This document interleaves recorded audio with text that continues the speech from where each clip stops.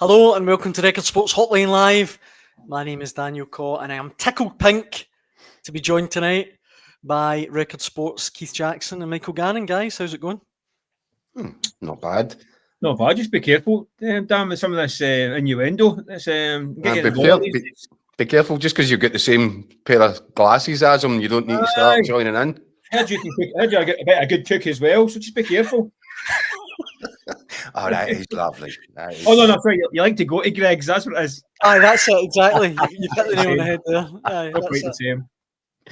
I tell you what, I mean, I've not been feeling great for the last couple of days. I was actually starting to feel a bit sorry for myself with whatever this bug is that I've got now. And then I switched on the news just mid-afternoon and I thought, well, somebody's having a worse day than me. Me. Well, listen, we were 40 seconds in there and I'm compared to Greg Wallace, then told to go to Greg. So I was like, that's a good start to the day. I was just thinking, Mick, the last time me and you were on this together, was that not the night that the referee, David Cope, blew himself up? That's right. So every time we're on this, a celebrity nukes himself, basically. It's cancelled Monday. The real Sunday fear. Yeah, we'll get ourselves cancelled as well at some point. Well, look, I think the best place for us to start is probably with yourself, Keith. You wrote and it was a really good column, I have to say. I like to give you stick, but anyone that's not checked it out should definitely have a read on today's Record Sport Online about Brendan Rodgers and Philip Clement and the fact that Rodgers is sort of playing chess now with the Rangers boss. Not so much playing chess with the Rangers boss, Daniel. The point I'm making is he's a man, Brendan Rodgers right now is in complete control of everything around about Celtic. His own destiny, his team's form, their direction of travel. So much so that he's able now, because of all the kind of banging on that he did for a while about wanting to improve and increase the quality of his squad, he's now in a position where he can plan ahead. He's playing chess and he's thinking 5 moves ahead of himself. I can leave 6 out here. I can bring 6 in. When I do, there won't be any drop off because for all the reasons that we talked about, since the start of the season, this kind of requirement to replace quality with quality. The guys that he's bringing into the side, not only are they high on quality, but they're high on motivation and high on energy, and they're desperate to nail down a place. So he's got himself, and it's not through accident. He's very cleverly got himself into the ideal scenario and manoeuvred his way there. Whereas Clement is a guy who's basically, as we said the other day, he's throwing muck at the wall and seeing what sticks. He's doing it on a week-by-week basis, a decision-by-decision basis. Some of them don't make sense, scattergun stuff. So there couldn't be more of a contrast. And that's essentially what the column's about. And I'm suggesting that there is now enough evidence piling up which makes you think that Clement is going to be really lucky to see this month out. He's got 2 bunches of games, 2 bunches of 4 games, starting obviously at home to Kilmarnock midweek this week, Ross County away, then it's Spurs at home and Celtic at Hampden. And I think that he's going to do well to survive that.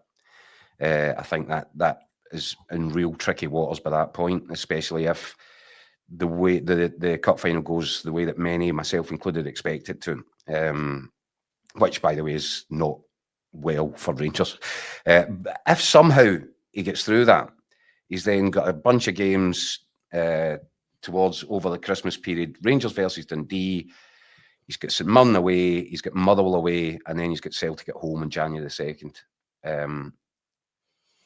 And I, if you look at the stats, if you look at the reason that I'm saying I fully expect Celtic to give Rangers a bit of a roughing up in the cup final is because of the gulf between the 2 teams. Now, we can all have our own opinions on what that looks like, but there are some stats which give you some, vindication for your opinions, or certainly for mine.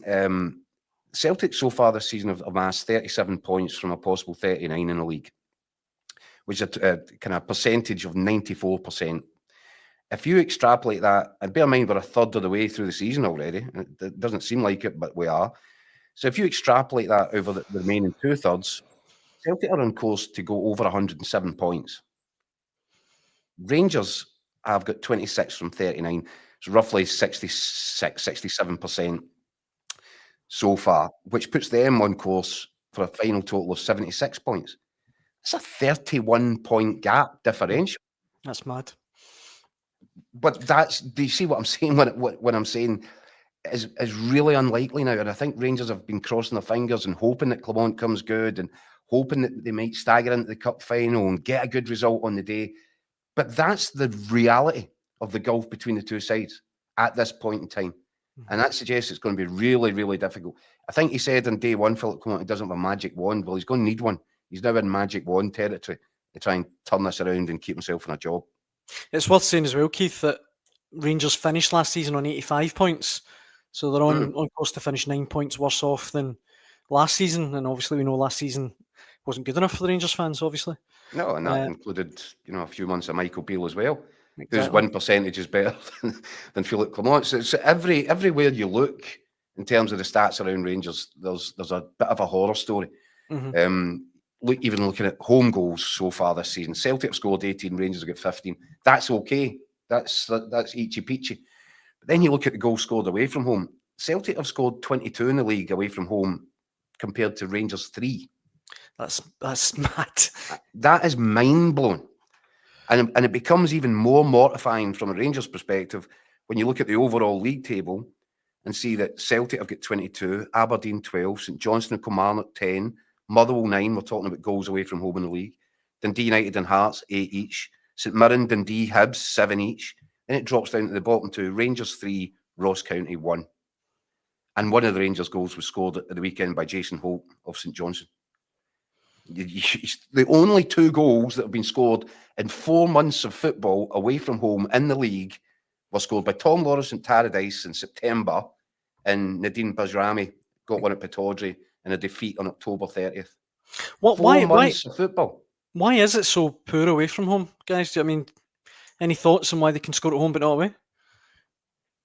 Well, they're not great at scoring at home either. Let's get it right. Aye, I mean, they struggle to break teams down. They've been winning home games by the odd goal. But no, when you look at these statistics, they are damning. And if people want to ask, what makes you so sure, or what makes you think that Rangers going into this League Cup final, and I've used the term it would be a freakish result. Anything other than a Celtic win, I think, comes into the context of freakish now, and it's because of these numbers. Mick, I think when it comes to the away form, it's a combination of quality and mentality. I think the Rangers don't have the quality, quite clearly. I mean, the final third. I mean, listen, you've got to give them a wee bit of leeway for the game at St Johnstone yesterday. On the back of a tough European game, a great result. You can forgive that game in isolation. Unfortunately, many times we said it, that's not isolation. That's the norm for Rangers. These kind of laborious, boring kind of results. Even the win, it's torturous. And it was again, it's similar in Perth again. I mean, listen, Callum McGregor scored more away goals than Rangers this season. I mean, I'm talking about mentality, right? So Rangers, when they go and get stuff against teams that are defending well and they've got a home crowd, they get a bit panicky and a bit rushed, and they don't have any composure on the final third. They always want that extra touch, and it makes it hard for them. So they've been. I mean, I think that was a third win in 11 away games going back to last February. There. So away from home, and come on to say after the game that nothing's different away from home or at home. As far as you're concerned, there wasn't a problem. That is a problem. 3 wins in 11 is not good enough. I tell you what, 3 goals in 5 games is not good enough. It is. And we're back to the problem. I've been saying it all season. They're boring the life out their fans. Yeah. There's absolutely no excitement in this Rangers team. There's no pace. It's all one dimensional. There's no kind of real identity in the way they play. There's nothing to get off their seats. It's even the wins are torturous for Philip Clement right now. But there you go, perfectly showcased at the weekend. And I'm talking about the guy's decision-making, Mike, right? So at the weekend, how does he get that goal at St Johnstone? Because he gives Yanis Hadji a start. He plays him in the position that Yanis Hadji is most suited to playing, number 10, creative. And if you watched it, Rangers were a hard watch, but Hadji was dropping into beautiful little positions, lovely pockets of space in all the right areas, because it comes naturally to him. He knows how to be that number 10. That's what his game's all about. Clement's been trying to shoehorn other players into that position, and they find it foreign.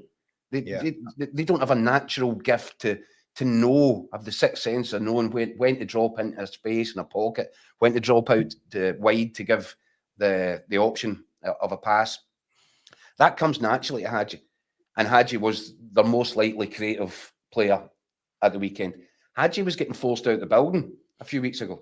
I still don't think... Cantwell plays the position. Cantwell was forced out of the building. Mm-hmm. Yeah. So I think Hadji, it all feeds into the decision making. It's bizarre. I think Hadji played pretty well. His first start in 18 months for Rangers. I thought he played pretty well. But it's quite clear, if it wasn't the answer 18 months ago, or 6 months ago, or 3 months ago, 6 weeks ago, then he's not the answer just now. I mean, listen. I think the lad's kept his head down. He's walked away and all that stuff. I know the contractual issues, but listen, I don't think he's not a bad little player. I think he was decent. But he's not. Listen, he's not getting in the Celtic team. That's for sure. Mm-hmm. And that's where we get back to this point, the gap. Celtic make 6 changes on Saturday, and the guys coming in. You've got Alex Baye, Liam Scales, Paulo Bernardo, Luke McCowan, Adam Ida, and James Forrest. Every single one of those 6 walks into every team in Scotland, including Rangers. Starting 11. Walks in. Without a shadow of doubt. No, you're up for debate. Those 6 start every week for everybody else, including Rangers. Yeah. That's guys coming in from the kind of so-called kind of reserve list for Celtic. They're not reserves, they're first team players. And that is the difference. Every one of those 6 would start for Rangers on Sunday at Perth. And that comes back to the point of the column, Mick, where this didn't happen by accident. This is exactly what Brendan Rodgers had in his mind's eye when he started bothering the board and coming out week after week and talking about quality and the need to recruit better quality, because this is what he envisaged for Celtic. This situation where it's not just 11 starters and he needs to run the legs off them in Europe, and then is worried about dropping them out of the weekend lineup in case that there's too much of a drop-off in terms of performance level. Well, we saw it this is what he wanted. We saw it last year, because last year Hatate dropped out and it's David Turnbull came in. Mm-hmm. It was the problems. Jota leaves and they've got Mikey Johnson playing the first half of the season. This is the difference. If Kyogo wasn't playing, it was who isn't a fat John Adam Ida. So the difference, that's the difference. They've raised the bar big time. Listen, they haven't made massive wholesale changes, but the ones that have made have all been improved the squad. But as you say, Mick, the key to it is that the guys that might not start in the European game, if they do start at the weekend, they're still first team players. Yeah, they're still the quality levels are similar to the guys that they're replacing. Maybe not, man for man, an exact match, but not too far off it. I mean, you look at, I mean, it's Taylor, Trusty, Kuhn, Bernardo, Engels, Hatate, and Kyogo drop out. I mean, that is a strong 6. But the guys coming in are almost as strong. I mean, not far off it. Mm-hmm. Certainly strong enough for our league. Oh, without a doubt. But this is all part of the longer term problem that the Rangers have. I mean, the short term, Clement's fighting week to week, and he's another bad result from what. Listen, we run this every week, and it's either a bad result and he's under pressure. Is he going to get the bin, or he's won but it's been honking? Is he going to get binned? And it's been that all season, and I can see that's going to continue because it's not going to get any easier. That's for sure. And the weird thing being, it has been exactly like that, Mick, but then thrown in, kind of punctuated through all this are these incredible European nights. This is the enigma. This is the mystery. It is incredible. It is incredible. But listen, again, I think it is a bit of mentality as well, because there isn't the same pressure in Europe to go and get a result. I mean, nobody would have expected Celtic Rangers to go and win in Nice so convincingly. So there isn't the same pressure. And listen, you see it in Scotland. We've seen it in the last 18 months, 2 years, 3 years. A lot of times when the big games are on, Rangers have not had the bottle to go and see it out. We saw it last season when they got to position near the top of the league, bottled it. They've seen it against Celtic in games when they've been 2-0 down, and all of a sudden they spark into life and they've had a spell of pressure and got a goal back and then bottled it. So any time the pressure's up, when the pressure's off, Rangers can play. When the pressure's off and the game's open, they can play. When it's on and they have to perform, they've been found wanting. So that's a mentality thing, and that's what gets back to what I'm saying about away from home and in the big games in Scotland. They haven't shown the mentality to cope these situations where they have to go and win a game under pressure, and that's where they are going at this cup final, and that's the danger for them. So, what do you think happens next, Mick? I've kind of put my head on the block there. I reckon that Patrick Stewart, the new chief exec, starts work on the 16th of December, the day after the cup final at Hampden. And I think the first thing that he's going to have to address is the manager's future or lack thereof. That's what I see happening. As I said, if he somehow survives and they give him a bit more rope, I think he's only got 4 more games before Celtic are back at Ibrox. And if he loses a cup final and then loses at home in the league, he can't carry on into the second half of the season. If that scenario, and also they've got Spurs in there as well, Europa League that week as well. It's a difficult period for the manager in circumstances, any circumstance, but especially now. You got to think if it doesn't go well in the cup final, you got to think day one, the first issue on the agenda and the first board meeting, the new CEO is right. Call on the manager, shake his hands, and wish him all the best, and put out a statement, wish him the best for the future. And by the way, who gave him that contract extension? Aye, and it's plant pot under the arm and the box under the other arm in the car park time. Listen, I don't think the cup final is a formality, as big a formality as you're thinking, Keith. Listen, form book, it looks pretty straightforward, but it is a cup final. Weird things don't go with the form book that goes out the window. Just look at Brendan Rodgers' record in charge of Celtic versus Rangers games. Yeah, that tells you the form book. That cliche no longer stands. The cup final last Scottish Cup final last May was a pretty tight affair. I think they just found a way to kind of almost treat Celtic like a European game in that game, and they caused Celtic a problem. All right, it didn't work out from the end. So I suspect they might try and do something similar because they don't have the kind of the home impetus to go and attack. I think they could try and play it almost like a European game. So that I still think if Rangers are capable of doing that in Europe, they're capable of giving Celtic a game on any given day. And Celtic can have a drop off and a bad day at the office. So I don't think it's a complete fait accompli. Listen, I'm not putting any money on that happening. Don't get me wrong. So, but the likely scenario is that it's not going to go particularly well for Clement and Rangers. And in day one, the new CEO can win a lot of support amongst the support and amongst the fans by making a big decision that hasn't been made, that could quite easily have made it at several points in the last 2 months, probably. And he comes with a bit of clout, this guy, Mick. He comes with a lot of experience, a bit of clout. He's viewed as a very, astute, serious operator, Patrick Stewart. So therefore, and by the way, he's been around a club which has had problems appointing a decent manager for a period of time. So he knows what it looks like when a manager's struggling. They appointed quite a lot of decent ones, just that they completely ruined them. Yeah. I don't think you can cut the cast of managers through that door at Old Trafford. I mean, they're pretty decent CVs. But the point being, as a chief executive, I think he will have enough experience now to realise that there comes a point where, in order to cement your own position and cement your own credibility in the role which he's just taken over, you have to make some big decisions. Because the doing nothing approach is the thing that seems to be irritating Rangers fans the most. I said last week on here that it's like coming out to work the first day with a big bag of donuts. Day one. See to play devil's advocate though, Keith. Can you think of, or either of you, can you remember an Old Firm Cup final where there's been such a big underdog that's triumphed and won? Because I certainly can't think of it. This is what I'm saying. This is the first time, and I've been doing this for quite a few years, where I've used the term, it would be freakish for a result to go a certain way and for one of the teams to win. It's never been like that. I have never felt like that. But obviously when Rangers were down the leagues and, going through that awful experience. They beat Celtic in a semi-final at Hampden when on the I was going to say, Mick, they still managed to do that. Yeah. So no, this would be the first time that you would look at it and go, that would actually constitute a freakish result. So no, I don't think I can't remember a time where I felt the gap is just as evident as it is right now. Let me fire through some of the comments that have been sent in, guys, because there has been quite a strong reaction to your column, Keith. Jackie Lang says 5 steps ahead, try 105 steps. Clement is still trying to convince Rangers fans that he is a single toenail away from playing sexy football. Willie Monaghan, it shows the important signing the most important signing a club can make is the manager. Celtic's last 2 appointments, Big Ange and Brennan, have been terrific. There are, of course, better managers in football.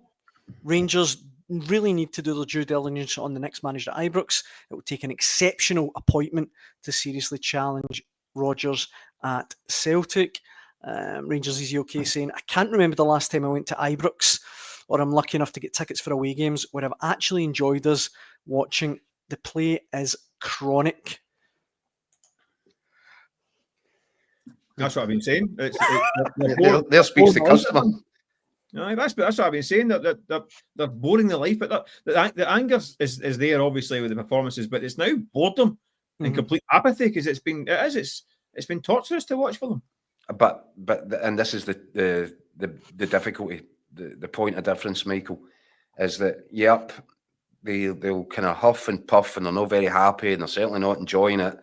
But if they're turned over on the big stage in a cup final by Celtic on the back of this winless run of Old Firm matches that Clement has put together, that's the turning point. I think you'd find the apathy very quickly turn back to anger again after that. Mm-hmm. Yeah. Well, look, one Rangers player who was speaking today was James Tavernier. Excuse me. He was speaking ahead of the Scottish Cup draw, which is later on tonight. And let's hear what the Rangers captain had to say. Obviously, attacking, I think, probably got it in front of me a couple of times. But yeah, that's obviously one of my strengths, arriving in the box. And you know, if the boys are putting the balls in the box, then I'll try and get on the end of them. But yeah, just playing my game and obviously trying to help the team out. James, I mean, obviously a couple of games now you've missed out. You've sat on the bench back in today, but I mean, as somebody who's used to playing every single week, every minute of every week, how difficult is it for you to get your head around this new role? Obviously, at 33 now, you're not going to play every week, but for you, how difficult is that to get your head around? Well, I don't see the age being a problem. You know, I think 3 months ago, I think I missed 1 game, so nothing's really changed. As in, you know, okay, I've gone up 1 number in my age, but I still feel fitter than ever to play every single game. So it's obviously different, unusual, but it's down to me to be really professional and, you know, keep working really hard and, you know, try to be a leader behind the scenes at the training grounds and, you know, really push the boys on. And, you know, anyone who's asked to put on the shirt on the starting 11 have got to perform. So, yeah, so it's obviously different. I mean, you are used to playing every single week at times. I mean, has there been points where maybe the number of games has taken a toll and just being that wee bit fresher and having the odd game off here and there can be better for you, can be beneficial for you? No, I'm used to playing, you know, 3 games a week. That's what I really love to do. It's, you know, it's been what I've been used to for so many years, and you know, the stats and the numbers I put in is still right up there. So yeah, it's just about me continuing to work hard and, you know, when asked to play, then deliver a performance. The manager mentioned when he was in that some people would possibly be just been a wee bit too quick to write you off when you didn't start those couple of games. I mean, do you feel that yourself as a player? Well, you know, what I've done over the years on a personal level. You know, I've kept on asking questions, kept on, you know, striving to be better, to keep putting in the numbers, and obviously still trying to do that. You know, I'm more hungry than ever. Every season that comes, I'm always hungry to outdo myself in every season that comes. So I'll always continue to push myself as much as possible to better myself. James Tavernier there, it kind of sparked a big debate on Record Sports social media channels today, some of the comments that he made. The captain coming out and saying he can play 3 games in a week, publicly disagreeing with the manager, isn't a good look either. Clement should have been honest. He dropped him because he's been rotten. Jim Henderson, Tavernier made 400 appearances, 100 goals, PFA Player of the Year, inducted to Rangers Hall of Fame in 2023, March 24, high-scoring defender in British professional football.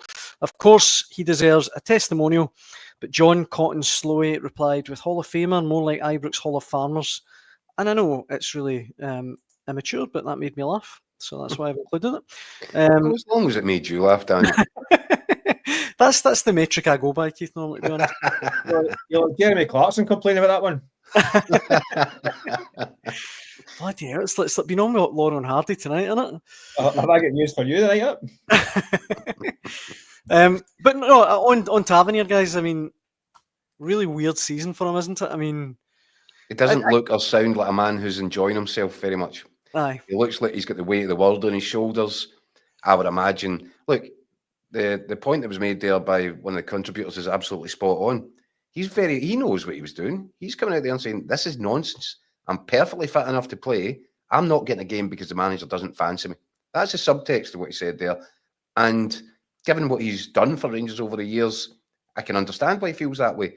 I can also understand the argument as to why a lot of Rangers fans think it was time to take him out the firing line. Mm-hmm. I said so myself weeks ago that he should have been looking at getting Dijon Sterling a run of games to get him up to speed and get him match ready for what's about to come his way when Dyson Maeda comes out against Rangers in the League Cup final. So that was the right thing to do. But as ever with Clement, he seems to get himself into a muddle. He's gone kind of halfway house. He's in one game, out the next, on the bench, here's the armband. It's a mess. Mm-hmm. I think he's got to make a decision and stick to it with Tavernier. I also think Tavernier might now just be bolting down for the winter thinking, I'm going to be here longer than him anyway. Mm-hmm. And when a new manager comes in, I'll get my chance to prove myself all over again because this guy's not having me. See, just on Celtic, Mick, I wanted to ask your opinion on the January transfer window that's coming up, because I can't remember, I mean, you guys can maybe correct me, but I can't remember a January transfer window where Celtic have almost no areas of concern, really. I mean, is that fair? I know left back, long term maybe, but right in the minute, how would you strengthen Celtic? I think they will. I mean, I think that the manager, he's not going to rest on his laurels. I think the kind of continual kind of quest to improve, even if it's gradual, I think will be there. I think there are some areas that need addressed. I think at the moment, left back's not a problem. You've got Greg Taylor's contract running out. Baye's on loan to end the season. So to want to get into the last 6 months with Taylor running down a contract unsigned, a kid on loan, we don't know his future at that point in time. I don't know. Not a big issue, to be fair. I still think they could probably do with another forward, perhaps a kind of a young gun. But then again, you're not going to play ahead of Kyogo and Ida, so it's difficult to kind of get that balance. I think a wide man, maybe. I think the writing's on the wall for Lewis Palmer. I think he might be coming to an MLS team near you. I think that's his next move. I think he'll be, and I think, you know what? I think he'll be an absolute superstar as well. Having seen the kind of expat Honduran press following about the States in the summer, it was a huge support. He's a kind of Honduran David Beckham. I think he'll have a ball. I think for his own sake, I think he might be heading it there in January. So another wide player would be perhaps on the shopping list. I think it's not really needs and wants. Still don't really need to be tooling up in January, but I think you would want to, just to kind of reinforce his position. It's not an easy window, right enough. I think the danger for Celtic is perhaps interest in some of their players as well. I mean, I think you can't take that for granted. I think there's already been a bit of chat about Nicholas Kuhn already, given the season he's had. If silly money comes in for him in January, that could be a problem for Celtic. I don't think they would sell in January anyway. I think they would sit tight. Having seen the kind of way that the Matt O'Reilly saga kind of played out over the 6 months from last year, I think they would try and resist that in January. So I don't think anyone will be allowed to go at that stage. But again, until less silly money comes in, then it forces their hand. So yeah, it could be a quiet window, but I still think they will do some kind of business. I wouldn't be surprised to see some. I mean, you've got to think even beyond for the next summer, because I think as it stands, I mean, he's talking about 107 points and that stuff. As it stands, it looks like Celtic will stroll to the title, but they could still have qualifiers in the Champions League, so they need to be ready for that as well. So I think a lot of the groundwork will be done for that perhaps now as well. So yeah, there's things going on behind the scenes, but I don't think it's not last December when you had Brendan Rodgers promising quality and almost kind of sending the kind of bat signals again out to the fans that they are trying to force the board into making some signings and all that stuff. We're not going to see that in the next few weeks, that's for sure. No, I think you're right, Mick. I think that he'll be looking at this right now thinking, right, where can I upgrade? And I think out wide is an area, as you said, he's not convinced by Lewis Palmer and Yang. So there's two players that can pop off. I think he's got hopes. I think he's still holding hopes out for Yang. Yeah, I think he thinks the kid's got something. He's using him very sparingly. Well, listen, he put him on against Bruges. He came on again at the weekend. I think he thinks this kid can be moulded into something. All right, okay. And by the way, he's the guy to do it. But you're right. Even if it's just Luis Palma, then you can make an upgrade there, and he'll be looking at that. And Celtic wouldn't be doing their job properly if they weren't, factoring in the possibility. I'm with you. I don't think they'll do it, even if somebody does come with a big number for Nicholas Kuhn. I think they'll keep him for at least another season after this one. But they wouldn't be doing their work right if they hadn't already identified 3 or 4 wide players that are of interest to them. And there'll be a list sitting there. How many do we need? Right. Well, if we're only going to lose one in January, we'll bring the one at the top of the list, or second top, or third top.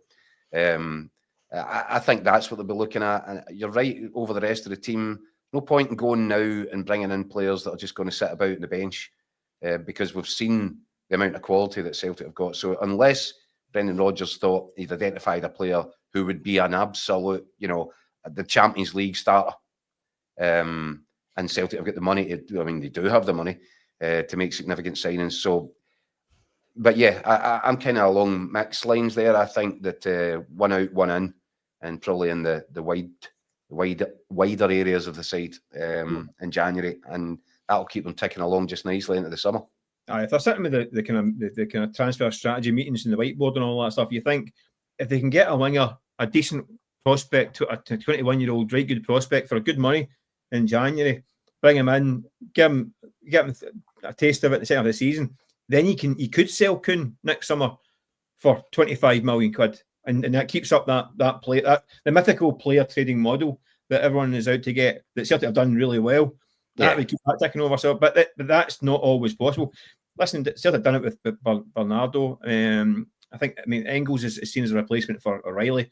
Maybe Bernardo was actually the one, but he was already in the building at the time, as opposed to Engels. They're not that similar. But it just keeps the wheels turning, doesn't it? And it's an insurance policy if these guys do get picked up in the end of the season. Let me just kind of throw in a couple of comments from Celtic fans. Don't need to sell anyone in January. Desperately need a first choice striker, not a third choice one. Left back is a must, especially if KT isn't coming. Ryan Overpeck says, just need another winger or two. Be good to bed in a new striker now. I bet Kyle will leave in the summer. Need to get Vi signed on a full time at left back, or someone else to fill that role. Preferably a pair. I don't think Taylor will sign, and I doubt Bernabe is the man for the job.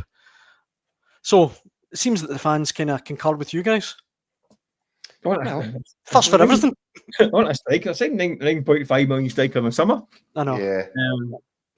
Like you say, they did sign a striker. How on earth would he get game time? Well, that's it. Because right now, you could never kind of rule out the prospect that somebody's going to pick up an injury. And you're only ever one injury away if you haven't have a major rethink about your numbers and the shape of the squad. But as things stand, Kyogo and Ida are sharing the load. Yeah. So if you brought in a striker, he's going to have to need probably a change of circumstance to have any real kind of pathway into the first team or in a starting place at least. And I think that's right. It's a very good point that you just make that, Mick, about the transfer fee for Adam Ida.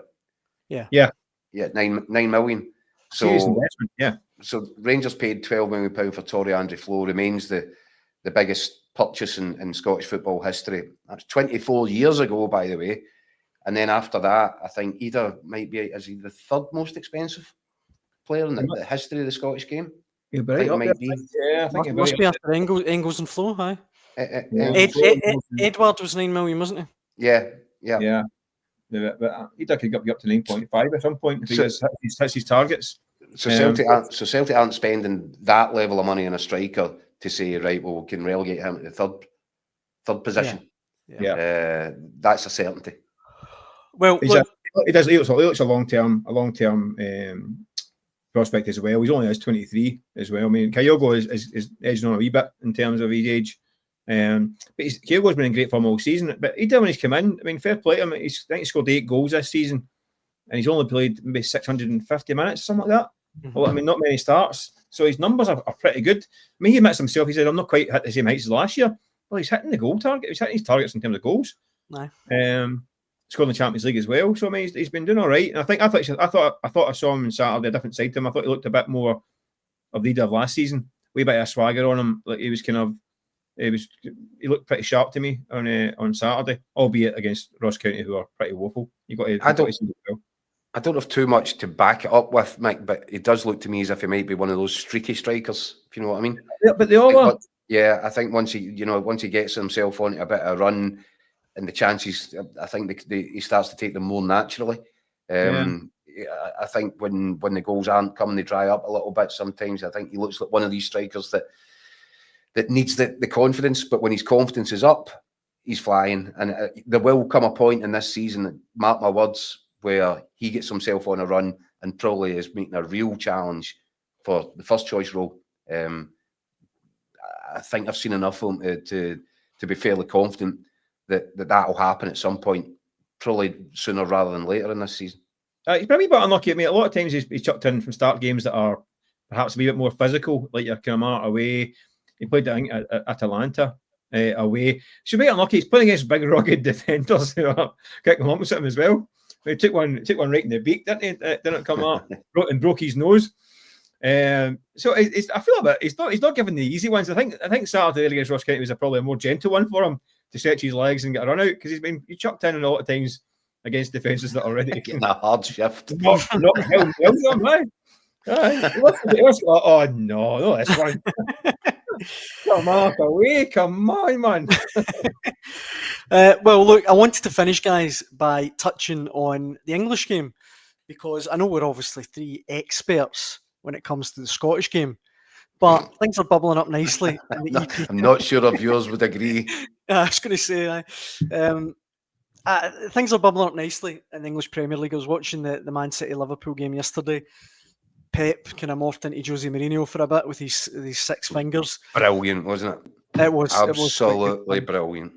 But obviously, this is kind of relevant to Scottish sides, with Celtic playing Aston Villa in January, and Aston Villa are on a pretty rocky form at the minute, and Rangers playing Man United and Tottenham as well.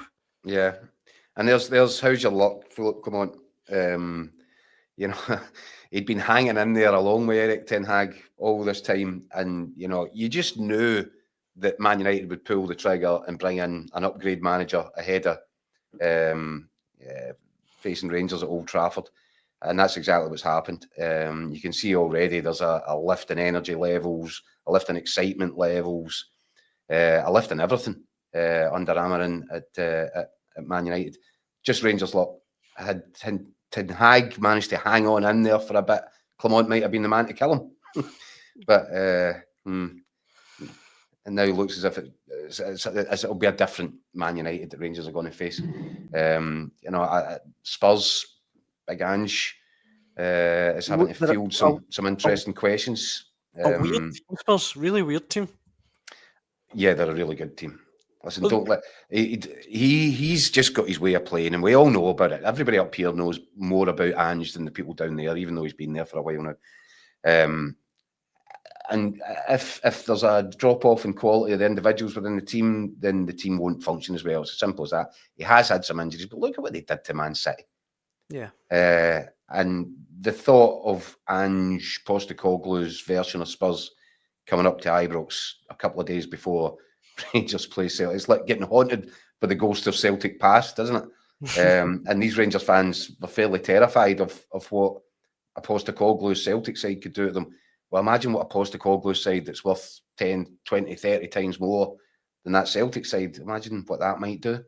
But see, just on Spurs, like the last 5 games, lost 3-2 to Galatasaray, lost 2-1 at home to Ipswich, hammered Man City 4-0 away from home, drew 2-2 at home with Roma, and drew 1-1 at home with Fulham. I feel like every time they kind They also put Man City out the League Cup, so they had 2 scalps at Man City, didn't they? Aye, fair enough. No, but In fact, Ange probably could be chiefly credited with kind of pulling the rug out from under Pep Guardiola's feet. He was at the start of this bad run of form for Pep, and he doubled down on that with that win at the Etihad. So, look, make no mistake about it.